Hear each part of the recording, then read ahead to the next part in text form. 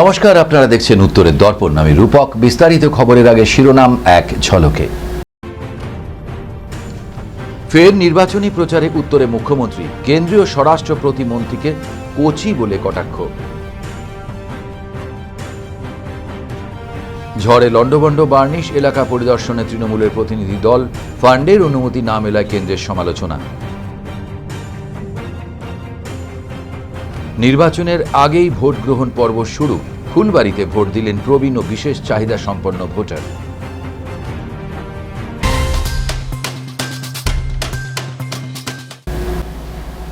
এখন খবর বিস্তারে। নির্বাচনী প্রচারে ফের উত্তরবঙ্গের মুখ্যমন্ত্রী মমতা বন্দ্যোপাধ্যায়। শুক্রবার দিনহাটার সংহতি ময়দানে জনসভা থেকে নাম না করে কেন্দ্রীয় স্বরাষ্ট্র প্রতিমন্ত্রী নিশীথ প্রামাণিককে কোচি হোম মিনিস্টার বলে কটাক্ষ করলেন তিনি। অন্যদিকে আলিপুর দুয়ারেও সভা করেন তিনি। সেই সভামঞ্চ থেকেও কেন্দ্রীয় সরকারকে বিঁধলেন সুপ্রিমো। এদিন কোচবিহারে মুখ্যমন্ত্রী বলেন, তোমার প্রার্থী গুন্ডা, আমাদের বাসুনিয়া সাহেব নিপাট ভদ্রলোক, আর বিজেপি প্রার্থী দিয়েছে কাকে? দানব দস্যু। কত কেস আছে তার বিরুদ্ধে। বিএসএফ পুলিশের একাংশ আর চোরা কারবারিদের সঙ্গে সম্পর্ক রেখে বোমাবাজি করেন তিনি। শীতলকুচিতে পুলিশকে দিয়ে গুলি চালিয়ে 5 জনকে হত্যা করেছিল। এর মদতে গরু পাচার, আর্থিক তছরূপের অভিযোগ রয়েছে। এর বিরুদ্ধে কোনো অভিযোগই নেই। তিনি যে কোচি হোম মিনিস্টার। পাশাপাশি উত্তরবঙ্গ উন্নয়ন মন্ত্রী উদয়ন গুহকে উদ্দেশ্য করে মুখ্যমন্ত্রী বলেন, উদয়নকে বলবো বি কুল, ঠান্ডা মাথায় নির্বাচন করতে হবে। নিশীথ প্রামাণিককে নিশানা করে তিনি বলেন, তোমাকে গন্ডগোলে জড়িয়ে ভোট করিয়ে নেবে, ভুলেও সেটা করতে দিও না। আগে থেকে নিজেকে তৈরি রেখো, শান্তি বজায় রেখো। ভিক্ষা চাইলে জনতার থেকে চাইবো, দিল্লির কাছে হাত পাতবো না, কারণ মোদির গ্যারান্টির কোনো ভরসা নেই। ভোট চাইতে চলে আসে, কিন্তু ইলেকশন হয়ে গেলে তারা কিন্তু এলাকার কথা মনে রাখে না, করেও না। আপনারা দেখুন, আমরা একজন প্রার্থী দিয়েছি কাকে? আমরা একজন প্রার্থী দিয়েছি আমাদের বাসুনিয়া সাহেবকে, যিনি আপনাদের কাছে এদিকে আসুন বক্তৃতা দিলেন। একটা নিপাট ভদ্রলোক। প্রথম কিস্তিতে বাংলার বিয়ে বাড়িতে আমরা বাংলার বাড়ি প্রকল্পে আমাদের একটা প্রকল্প আছে, এটা পারমিশন করা আছে আগেই।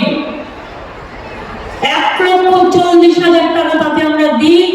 এই 1,20,000 টাকা দুটো কিস্তিতে দিই। প্রথম কিস্তিতে 60,000, পরের কিস্তিতে 60,000। আমি যে ইলেকশন চলছে এমসিসির কোড মেনে বলবো 8 দিন 10 দিন তো হয়ে গেল, আমি নিজে 9 দিন থেকে গেলাম। তোমরা বাংলার বাড়ির পারমিশনটা দিলে না। মনে রাখবেন, ওদের যদি মেশিনারি থাকে, মেশিনারি আমরাও আছে। আমি আগে বলিনি, আমার সাথে যে মিটিং ডিসাইড করছিল, যাকে আমরা হিপি বলেছি, অভিজিৎ, গিরীন্দ্র বর্মন আমাদের খুব সিনিয়র লিডার, উদয়ন গুহ এখানকার প্রাণপুরুষ, জগদীশ চন্দ্র বর্মা বাসুনিয়া আমাদের প্রার্থী।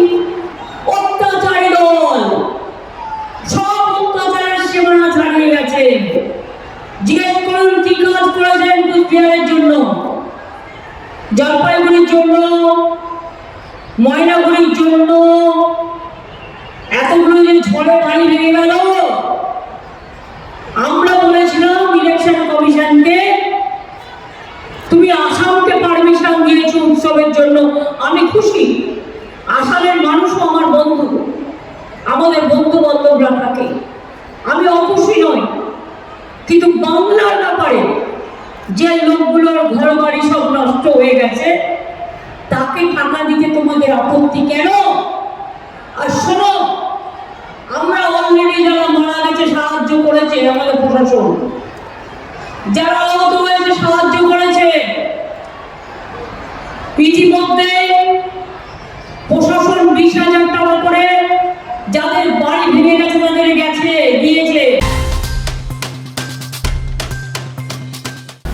লোকসভা নির্বাচনের আগে বিজেপি প্রার্থী নিশীথ প্রামাণিকের হয়ে প্রচারে এলেন বিরোধী দলনেতা শুভেন্দু অধিকারী। শুক্রবার এই সভায় উপস্থিত ছিলেন নিশীথ প্রামাণিক সহ তুফানগঞ্জের বিধায়ক এবং অন্যান্য বিজেপি নেতৃত্বরা। প্রথম দফা নির্বাচনের আগে কোচবিহারে প্রচারে এলেন রাজ্যের বিরোধী দলনেতা শুভেন্দু অধিকারী। এদিন মঞ্চ থেকে তিনি রাজ্য সরকারের বিরুদ্ধে তোপ দাগেন। মুখ্যমন্ত্রী মমতা বন্দ্যোপাধ্যায় যেভাবে প্রধানমন্ত্রী নরেন্দ্র মোদীকে চ্যালেঞ্জ ছুড়ে দিয়েছে তা নিয়েও কটাক্ষ করেন তিনি। তার কথায়, প্রধানমন্ত্রীর অত সময় নেই, মুখ্যমন্ত্রী মমতা বন্দ্যোপাধ্যায়ের চ্যালেঞ্জ নিয়ে ভাববেন। বিজেপি সদস্য সংখ্যা 11 কোটি, তাই আঞ্চলিক দল নিয়ে ভাবার কিছুই নেই। এই নির্বাচন জিতে নরেন্দ্র মোদী দেশের তৃতীয়বারের জন্য প্রধানমন্ত্রী হচ্ছেন, শুধু সময়ের অপেক্ষা। ওনার নিয়ন্ত্রণ চলে যাচ্ছে পুলিশদের উপর থেকে। কিছু পুলিশ ইলেকশন কমিশনের জন্য নিরপেক্ষভাবে কাজ করছে, ভয় দেখাচ্ছে। উনি বুঝেছেন পুলিশকে ক্যাডারে না পরিণত করলে জেতা যাবে। এটা থ্রেট। ইলেকশন কমিশনের উচিত মমতা ব্যানার্জিকে ব্যান করা। সিএএ নিয়ে প্রধানমন্ত্রী অমিত শাহর সঙ্গে সরাসরি ওপেন চ্যালেঞ্জ, সামনাসামনি বসে। ওনার চ্যালেঞ্জ নেবেন কেন? উনি তো গরুর গাড়ির হেডলাইট। ওনার পার্টি আঞ্চলিক দল। নরেন্দ্র মোদী, অমিত শাহ একটা সমুদ্রের মতো পার্টি। 11 কোটি মেম্বার, বিজেপির মেম্বার 11 কোটি। আমরা 543টা আসনে লড়ছি, ওরা 45টা আসনে লড়ছে। মমতা ব্যানার্জির চ্যালেঞ্জ নেওয়ার জন্য নরেন্দ্র দামোদর দাস মোদী থোড়ি বসে আছে। নরেন্দ্র দামোদর দাস মোদী বসে আছে চীনকে আর আমেরিকাকে চ্যালেঞ্জ করার জন্য। উনি বলেছেন ভিক্ষা চাইলে যে মানুষের কাছে যাব, প্রধানমন্ত্রীর কাছে যাওয়ার কোনো বিষয় ওনাকে কোথাও ভিক্ষা চাইতে হবে না। উনি যা মাল তুলেছেন, এখন ওই মালগুলো ইডি সব তুলবে, জনগণকে ফেরাবে। 100 কোটি টাকা প্রায় মাফলার গেছে, এবার হাওয়াই চটির পালা। ব্যাগ গুছান, চলিয়ে। প্রথম দফা নির্বাচনের আগে উত্তরে প্রচারে ঝড় তুললেন তৃণমূল কংগ্রেসের সর্বভারতীয় সাধারণ সম্পাদক অভিষেক বন্দ্যোপাধ্যায়। শুক্রবার তিনি ধূপগুড়িতে জনসভা করেন, পাশাপাশি ময়নাগুড়ির বার্নিশে গিয়ে ঝড়ে ক্ষতিগ্রস্ত পরিবারের সঙ্গে দেখা করেন এবং কথা বলেন। বিজেপিকে জলপাইগুড়ি জেলা থেকে উৎখাত করার আহ্বান জানান তিনি। দেশ জুড়ে 19 এপ্রিল নির্বাচন শুরু হচ্ছে। প্রথম দফাতেই উত্তরে নির্বাচন, তাই ফের একবার প্রচারে এলেন অভিষেক বন্দ্যোপাধ্যায়। এদিন তিনি বিজেপি শহর নরেন্দ্র মোদীর কড়া সমালোচনা করেন। এছাড়া জলপাইগুড়ির বিদায়ী সাংসদ জয়ন্ত রায়কেও একহাত নেন। তবে ধূপগুড়ির বিধায়ক নির্মল চন্দ্র রায়কে প্রার্থী করায় উনি জিতলে ওনার জায়গায় কে পরবর্তীতে বিধায়ক হবেন সে নিয়েও নানা প্রশ্নের সম্মুখীন হতে হয়েছে অভিষেককে। তাই উনি এদিন স্পষ্ট বলেন, নির্মল চন্দ্র রায় জিতলে ধূপগুড়ির বিধায়ক কে হবে আম জনতাই ঠিক করবে। তার জন্য তিনি নিজে এসে সকলের মতামত নেবেন। আমি আপনাকে বলছি, আজকের পর আমার কাছে ডায়মন্ড হারবার যা, আমার কাছে জলপাইগুড়িও তাই। আমার কাছে দক্ষিণ কলকাতা যা, আমার কাছে জলপাইগুড়িও তাই। আমাকে 5-7 দিন ধরে অনেক লোক এখান থেকে চিঠি লিখে পাঠিয়েছে, হোয়াটসঅ্যাপে 2-1 জন মেসেজ করেছে যে দাদা, এই তো নির্মলদা বিধায়ক হলো, এত ভালো বিধায়ক, ইনি যদি লোকসভার সাংসদ হয় তাহলে তো আমরা একটা ভালো বিধায়ককে হারাবো। তাহলে বিধায়ক কে হবে? আমি আপনাদের বলছি, মন দিয়ে শুনুন। 2023 সালে পঞ্চায়েতের সময় আমি যেমন নবজোয়ার কর্মসূচি শুরু করেছিলাম, এই বছরও আপনাদের মতামত আবার নেওয়া শুরু করব। এবং আমি জুন মাসের 4 তারিখ রেজাল্ট বেরোবে। এই জলপাইগুড়ি, ধূপগুড়ি, ময়নাগুড়িতে আমি জুন মাসের শেষে আবার আসব। আবার এসে আপনাদের একটা ফোন নাম্বার দিয়ে যাব। আপনারা সেই ফোন নাম্বারে ফোন করে সরাসরি জানাবেন কাকে আপনারা বিধানসভায় বিধায়ক হিসেবে দেখতে চান ধূপগুড়ি থেকে। আমরা তাকেই মনোনীত করে আগামী দিন ধূপগুড়ি থেকে জেতাবো। 20 বছরেও এদের বাংলায় পা পড়বে না। আর তৃণমূল হয়তো 2019-এ জেতেনি, কিন্তু আপনার বিপদে আপদে তৃণমূল কংগ্রেসকেই আপনি পেয়েছেন। তাই চোখে দেখে সিদ্ধান্ত, নিজের অধিকারকে সামনে রেখে ভোট আগামী দিন দিতে হবে। আপনারা দেবেন। জুন মাসের 4 তারিখ ভোট বাক্স খুলবে, আর দিল্লির নেতারা যেন পদ্ম ফুলের জায়গায় চোখে সর্ষে ফুল দেখে আর জলপাইগুড়ি জোড়া ফুলময় হয়, এটা আপনারা সুনিশ্চিত করবেন। পুলিশ ফাঁড়ি থেকে ঢিলছোড়া দূরত্বে এক যুবককে খুনের চেষ্টার অভিযোগ, ধারালো অস্ত্র দিয়ে তাকে আঘাত করা হয় বলে জানা গিয়েছে। ঘটনাকে কেন্দ্র করে ব্যাপক চাঞ্চল্য ছড়ায় মালদা শহরের প্রাণকেন্দ্র রথবাড়ি মোড় এলাকায়। জানা গিয়েছে ছুরিকাহত ওই যুবকের নাম শামিউল শেখ, বাড়ি ইংরেজ বাজার পৌরসভা 23 নম্বর ওয়ার্ডের নেতাজি কলোনি এলাকায়। রথবাড়ি এলাকায় একটি গ্যারেজের দোকানে তিনি কাজ করতেন। প্রতিদিনের মতো বৃহস্পতিবার রাত আনুমানিক 11টা নাগাদ কাজ সেরে বাড়ি ফিরছিলেন যুবক। অভিযোগ, ঠিক সেই সময় কয়েকজন এসে তার পেটে এলোপাথারি ছুরি মারে। এরপরই রক্তাক্ত অবস্থায় মাটিতে লুটিয়ে পড়ে ওই যুবক।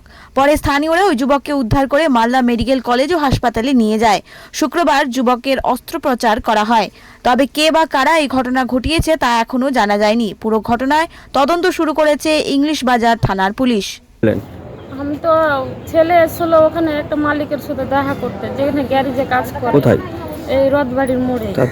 তারপরে এবার রাত্রে ফোন করছে, সেই ওই বাড়িয়েছে 4টা সাড়ে 4টার দিকে, রাতে 10:30 11টার দিকে ফোন করছে ওর মালিকটা, যে আমাকে অন্যজনা ফোন করছে তোর ছেলে ওখানে পড়ে আছে। মালিকটা যাইয়া নিয়েছিল। কি অবস্থা ছিল? ওই তখনই চাকু মারা ছিল, ধরে বসেছিল একদম এই অবস্থাতে, খারাপ অবস্থাতে। কারা মারলো, চাকু বা কিছু? ওটা তো জানতে পারিনি এখনো। আমি দেখলাম, আমি দোকান বন্ধ করে, মানে বন্ধ করার আগে বাড়িতে মানে দোকান থেকে বেরিয়ে গেল। বেরিয়ে যাওয়ার পর আমি তার মোটামুটি আধ ঘন্টা 1 ঘন্টা পর দোকানটা বন্ধ করছি।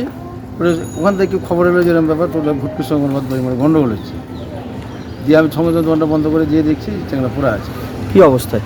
ওই যে চাকু মারা অবস্থা। সেটা তো প্রশাসনের সব প্রবলেম না। চাকুলিয়ে তো ঘুরে বেড়াচ্ছে রথবাড়ি, রাতে 11টা বাজে মদ মাতালের আড্ডা আর চাকুলিয়ে ঘুরে বেড়াবে, সব পাতাপাটি নেশা ভাঙ করে ওরাই এগুলো কাজ করে, আর কি করে। এসজেডিএর দুর্নীতিতে জড়িয়ে থাকায় গৌতম দেবকে জেলে থাকতে হতো।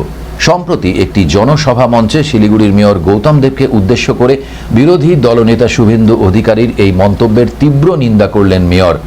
সাংবাদিক বৈঠকে তিনি বলেন, বিরোধী দলনেতা সম্পূর্ণ মিথ্যে কথা বলেছেন, তার ক্ষমা চাওয়া উচিত। সম্প্রতি উত্তরবঙ্গ সফরে এসে সরাসরি গৌতম দেবের নাম নিয়ে এমন মন্তব্য করেছিলেন শুভেন্দু অধিকারী। এরই বিরোধিতায় শুক্রবার শিলিগুড়িতে একটি সাংবাদিক বৈঠক করেন মেয়র গৌতম দেব। সংবাদ মাধ্যমের মুখোমুখি হয়ে তিনি বলেন, শিলিগুড়ি জলপাইগুড়ি উন্নয়ন পর্ষদের চেয়ারম্যান হিসেবে দায়িত্ব গ্রহণ করার পর এই দুর্নীতির মামলা নিয়ে তিনি যাদবপুর ইউনিভার্সিটিকে দিয়ে তদন্ত করিয়েছিলেন। তারা রিপোর্ট তৈরি করেছিল, যে এই রিপোর্টের ভিত্তিতে বেশ কয়েকজনকে গ্রেপ্তার করা হয়। 2021 সালে এই দুর্নীতির অভিযোগ আসে ও 2023 সালে তিনি চেয়ারম্যানের দায়িত্ব নিয়ে এই ঘটনা নিয়ে তদন্ত করান। বিরোধী দলনেতা সম্পূর্ণ তথ্য না জেনে এই ধরনের মন্তব্য করেছেন। এর পাশাপাশি শিলিগুড়ি গেট নিয়েও বিরোধী দলনেতা বলেন, এই গেট তৈরিতে প্রায় 20 লক্ষ টাকা খরচ হয়েছে। এই বিষয়ে মেয়র বলেন, যদি তার এমনই মনে হতো তাহলে সেই সময় তিনি এই প্রশ্ন কেন তোলেননি। সেই কাজে তার দুর্নীতি মনে হলে পাবলিক অ্যাকাউন্টস কমিটিকে দিয়ে তিনি সেই সময় কেন তদন্ত করাননি কিংবা তথ্য জানতে চাননি। তিনি জনসাধারণের কাছে সম্পূর্ণ মিথ্যে কথা বলেছেন। আচ্ছা, আমরা খুবই দুঃখিত এবং মর্মাহত যে গত 2-3 দিন আগে এলওপি এসেছিলেন এখানে, এবং তিনি যে ভাষায়, যে ভঙ্গিমায় ব্যক্তিগত আক্রমণ করতে অভ্যস্ত এবং পশ্চিমবঙ্গের রাজনীতিতে একটা নতুন ট্রেন্ড সেট করছেন, সেটা খুবই দুঃখজনক এবং আমরা তীব্র ভাষায় এর নিন্দা করছি। আমাকে এটা বলতে হচ্ছে অ্যাজ বিকজ উনি ব্যক্তিগত পর্যায়ে আক্রমণ করেছে। আছে কাগজগুলো, এলওপির উচিত ছিল সেই কাগজগুলো দেখা। সেগুলো না দেখে যে ভদ্রলোক ইনস্ট্রুমেন্টাল এই কেসটায় যাদবপুর ইউনিভার্সিটিকে এনগেজ করলাম, মুখ্যমন্ত্রীর অনুমোদন নিয়ে এতগুলো এফআইআর হলো, এতগুলো লোক অ্যারেস্টেড হলো, আর বলছে যে সেই দেয়। আমি তো ওর চেয়ারম্যান হয়েছি 13 সালে, ঘটনা তো তার আগে। 13 সালে তো আমি অ্যাকশান নেওয়া শুরু করলাম গিয়ে। সারা বাংলা জানে, সারা ভারতবর্ষ জানে। শিলিগুড়ি গেটের ডিটেলটা আমি এনেছি। This is Siliguri gate. Siliguri gate একটা তৈরি হয়েছে, শিলিগুড়ি গেটটা তৈরি শুরু হয়েছে 14 সালে, কাজটা শেষ হয়েছে 18 সালে, অর্থাৎ দুটো মিনিস্টার তাদের পারভিউতে হয়েছে। গভর্নমেন্ট আন্ডারটেকিং একটা সংস্থা স্যাক্সবি কাজটা করেছে, ড্রয়িং, ডিজাইন, প্ল্যানিং সব উত্তরবঙ্গ উন্নয়ন ডিপার্টমেন্ট করেছেন। দুলাল মুখার্জিকে নেওয়া হয়েছিল, একজন বিখ্যাত স্থপতি, তিনি কিছু ডিজাইন করেছেন, চিফ ইঞ্জিনিয়াররা সেটাকে রিকাস্ট করেছে, রিকাস্ট করে এটা তৈরি করেছে।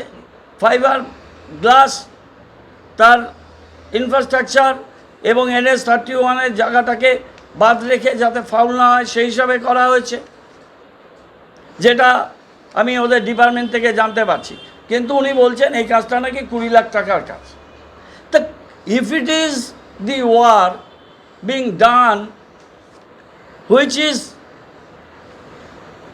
অ্যামাউন্টিং রুপিস 20 লাখ, খরচ হয়েছে 3.something crores, তাহলে এলওপি কী করছিলেন? ঝড়ে ক্ষতিগ্রস্ত জলপাইগুড়ি জেলার বার্নিশ গ্রাম পরিদর্শন করতে বাগডোগরা বিমানবন্দরে নামল তৃণমূলের 10 সদস্যের একটি প্রতিনিধি দল। নির্বাচন কমিশনের সঙ্গে দেখা করে এসে বাগডোগরা বিমানবন্দর থেকে সড়ক পথে সরাসরি বার্নিশ গ্রামের উদ্দেশ্যে তারা রওনা দেন। জানা গিয়েছে কালবৈশাখী ঝড়ে বার্নিশ গ্রামের 1500 বাড়ি ক্ষতিগ্রস্ত হয়েছে। এই মুহূর্তে সেখানকার মানুষেরা গৃহহীন অবস্থায় রয়েছেন। তবে গোটা দেশে নির্বাচনী আচরণবিধি জারি থাকায় রাজ্য সরকারের তরফে ক্ষতিগ্রস্তদের বাড়ি তৈরি করে দেওয়ার জন্য কোনো রকম প্রকল্প নেওয়া যাচ্ছে না। এই পরিস্থিতিতে দিল্লিতে নির্বাচন কমিশনের সঙ্গে দেখা করলেন এই প্রতিনিধি দলের সদস্যরা। এদিন তৃণমূলের সাংসদদের এই প্রতিনিধি দলের সদস্যদের দাবি, একইভাবে অসমীয় সরকারকে অনুষ্ঠানের জন্য অর্থ বরাদ্দের জন্য অনুমতি দেওয়া হয়েছে, তবে বাংলায় কেন নয়। এদিন সংবাদ মাধ্যমের মুখোমুখি হয়ে রাজ্যসভার সাংসদ সাগরিকা ঘোষ বলেন, অসমে একটি অনুষ্ঠানে অসম সরকারকে অর্থ বরাদ্দের জন্য অনুমতি দিয়েছে নির্বাচন কমিশন, সেখানে বাংলায় এখনও কেন অনুমতি দেওয়া হচ্ছে না।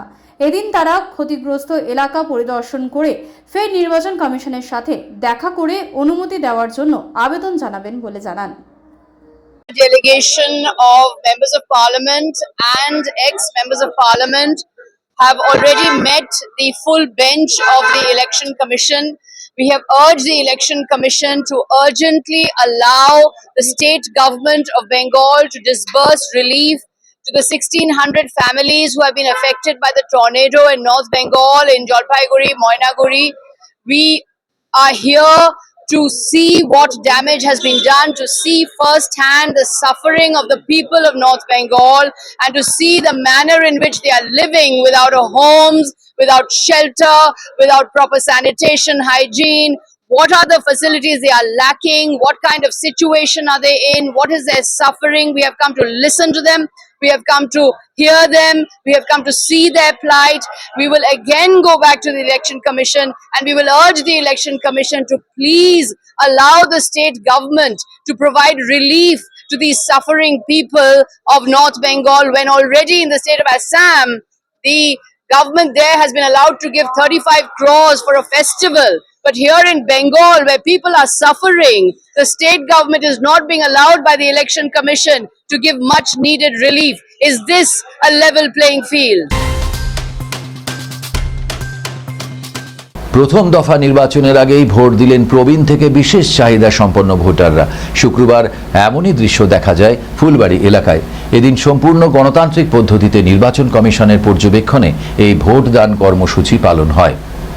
পশ্চিমবঙ্গে প্রথম দফায় ভোট গ্রহণ 19 এপ্রিল। সেদিন ভোট দেবেন কোচবিহার, আলিপুরদুয়ার ও জলপাইগুড়ি লোকসভা কেন্দ্রের ভোটারেরা। তবে প্রথম দফা নির্বাচনের আগেই ভোট গ্রহণ করলেন বয়স্ক ও বিশেষ চাহিদা সম্পন্ন ভোটারেরা। ভোট কেন্দ্রে গিয়ে ভোটদান কষ্টকর, তাই তাদের এই সমস্যার কথা ভেবে নির্বাচন কমিশনের পক্ষ থেকে বাড়ি বাড়ি গিয়ে এই সমস্ত ভোটারদের ভোট গ্রহণের ব্যবস্থা করা হয়েছে। কেন্দ্রীয় বাহিনীর প্রহরায় ব্যালট বক্স এই সব ভোটারদের বাড়ি বাড়ি পৌঁছে যাচ্ছে। এদিন এমনটাই বললেন ফুলবাড়ি 296 বুথের গ্রাম পঞ্চায়েত সদস্য উৎপল সরকার। কি বাড়িতে বসে ভোট দিলেন? বাড়িতে বসে ভোট দিলাম। আচ্ছা, কেন? আমার প্রবলেম আছে, শারীরিক পায়ে একটা হ্যান্ডিক্যাপ আছে, তো এর জন্য বাড়িতে বসে ভোট দিলাম। আচ্ছা, বললাম যে আপনি কি আবেদন করেছিলেন? আমি আবেদন করেছিলাম। আপনি কোন পার্টের? আমি 19 ডাবগ্রাম 296 পার্টি। কতটা ভালো লাগলো যে বাড়িতে বসে ভোট দিলেন? খুবই ভালো লাগলো জিনিসটা। আজকে 296 নম্বর বুথে আজকে দুজন ছিল, একজন বয়স্ক ছিল, একজন হ্যান্ডিক্যাপ ছিল, তাদের দুজনেই ভোট নেওয়া হলো। আজকে কেন্দ্র বাহিনী এবং প্রিসাইডিং অফিসার যারা আছে তারা সবাই ছিলেন, তারা সবাই মিলে এসে ভোট নিয়ে গেলেন বাড়িতে এসে। তো এরা কি সকলে মানে এলাকা যারা ভোট দিল কয়জন দিল এলাকায়? আমার এলাকায় দুজন দিয়েছে, আমার পাশে আরও উল্টো পার্টি যারা আছে আপনার 97 নম্বর বুথে ওখানে আরও 4জন আছে।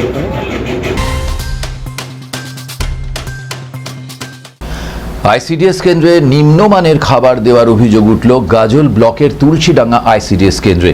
এদিন এই ঘটনাকে কেন্দ্র করে তীব্র চাঞ্চল্য ছড়ায় এলাকায়। এদিন স্থানীয়রা অভিযোগ করেন যে চাল দিয়ে রান্না করা হচ্ছে তাতে মেশানো রয়েছে মাটি, বালি, পাথর। স্থানীয়দের কথায় সপ্তাহে 2 দিন বন্ধ থাকে আইসিডিএস কেন্দ্র। যেখানে উন্নত মানের পুষ্টিকর খাবার দেওয়ার কথা সেখানে দেওয়া হচ্ছে নিম্নমানের খাবার।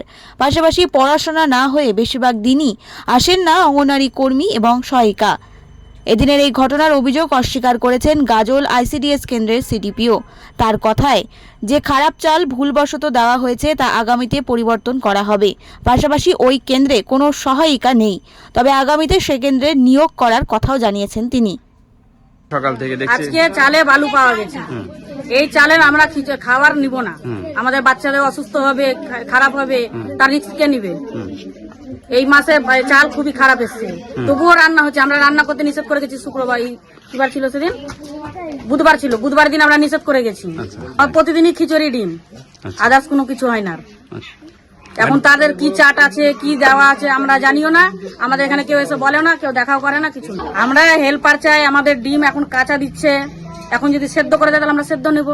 আজকে বিক্ষোভ দেখানো হচ্ছে যে মানে সেন্টারে যে বাচ্চাদের খাবার দেওয়া হবে সেই খাবারটা তো অবশ্যই পুষ্টিকর খাবার, আর সেটা তো উন্নত মানের হওয়া উচিত। কিন্তু এই খাবারে এত পরিমাণে বালি পাওয়া গেছে যেটা মানে বাচ্চাদের খাওয়ালে তো অসুস্থ হয়ে পড়বেই।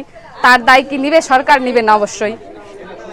আর হচ্ছে যে এখানে মানে খাবার যে রান্না হয়, খাবারে সবজি থাকে না, হলুদের পরিমাণ এত নিম্নমানের, মানে এটা ভাত না খিচুড়ি কিছুই বোঝা যায় না। তারপরে হচ্ছে নুনের পরিমাণও কম। আবার মানে কোনো সময় সবজি পাওয়া যায়, সবজির মধ্যে যেটা থাকে সেটা হচ্ছে একটু কচু টাইপের হয় না, একটু ঠান্ডা, মানে আলু পাতাসি না কি বলে ওটা, ওই রকমের ওগুলো দিয়ে রান্না করে। আপনারা যেটা বলছেন এই খবরটা আমার কাছে রয়েছে। এইটা হচ্ছে আমাদের গাজল ব্লকের শাহজাদপুর জিপির একটা আইসিডিএস সেন্টারের ঘটনা। তো দেখুন, আমাদের তো যখন চাল ঢোকে এফসাই গোডাউন থেকে প্রচুর চাল ঢোকে, যেমন আমাদের 2000 কুইন্টাল চাল ঢুকেছে আমার গাজল ব্লকের জন্য। তো কোনো সেখানে এরকম রিপোর্ট কিন্তু এখন অবধি আসেনি। তো আজকে শুনলাম ওখানে চাল একটু খারাপ ছিল। আমাকে ওখানকার ম্যাডাম ফোন করেছিলেন এবং সাথে গ্রামবাসীর আমি কথা বলেছি ফোনে।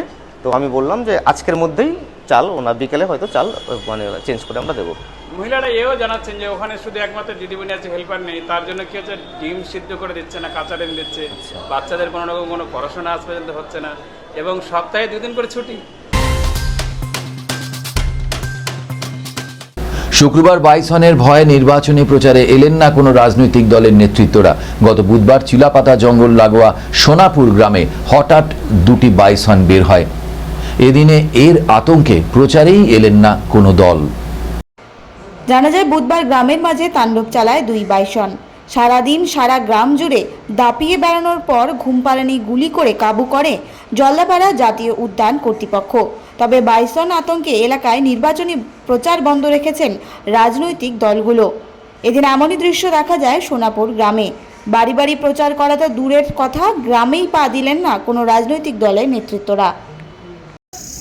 আজকে তো প্রায় সকাল 7টায় প্রথম আমরা খবর পেলাম এখানে আছে। তো তারপরে প্রথমে আমাদের স্টাফেরা চলে এসেছিলো, আর একটি টিম ট্র্যাঙ্কুলাইজিং ডার্ট এবং অন্যান্য সরঞ্জাম নিয়ে।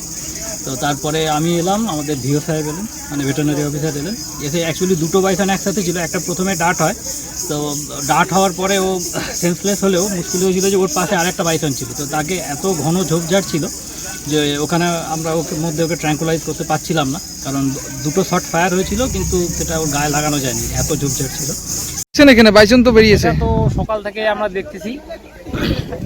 তো এক ভদ্রলোক আসছিল নদীর পার, আসার পর দেখলো যে 2টা বাইসন চিলাপাতা থেকে আমাদের উত্তর সোনাপুরে আসছিল।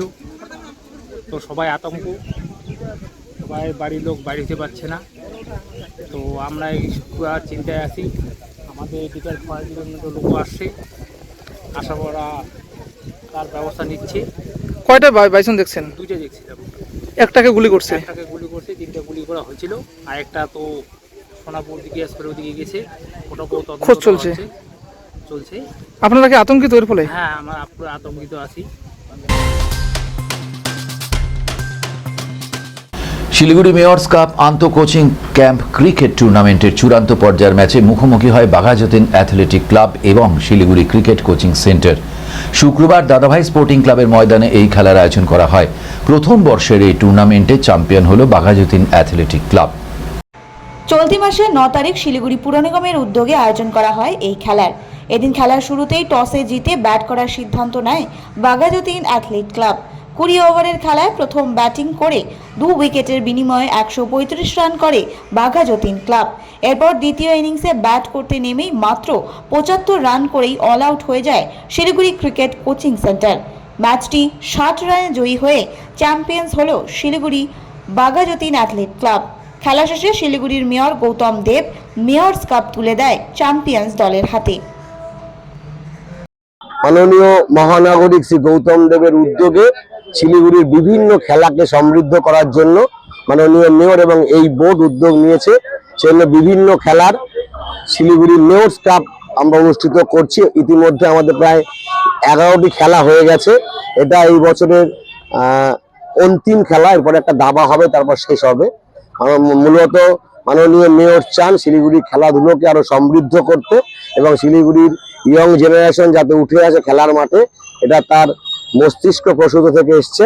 সেজন্য অ্যাজ এ কর্মী হিসাবে ওনাকে ধন্যবাদ জানাই এবং শিলিগুড়ির সমগ্র ক্রীড়াপ্রেমী মানুষের থেকে ওনাকে ধন্যবাদ জানাচ্ছি।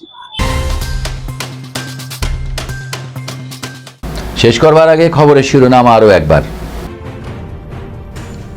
ফের নির্বাচনী প্রচারে উত্তরে মুখ্যমন্ত্রী, কেন্দ্রীয় স্বরাষ্ট্র প্রতিমন্ত্রীকে কোচি বলে কটাক্ষ। ঝড়ে লন্ডভন্ড বার্নিশ এলাকা পরিদর্শনে তৃণমূলের প্রতিনিধি দল, ফান্ডের অনুমতি না মেলায় কেন্দ্রের সমালোচনা। নির্বাচনের আগেই ভোট গ্রহণ পর্ব শুরু, ফুলবাড়িতে ভোট দিলেন প্রবীণ ও বিশেষ চাহিদা সম্পন্ন ভোটার। এখনকার মতো এ পর্যন্ত। এই দেখতে থাকুন উত্তরের দর্পণ, উত্তরের প্রাণের স্পন্দন।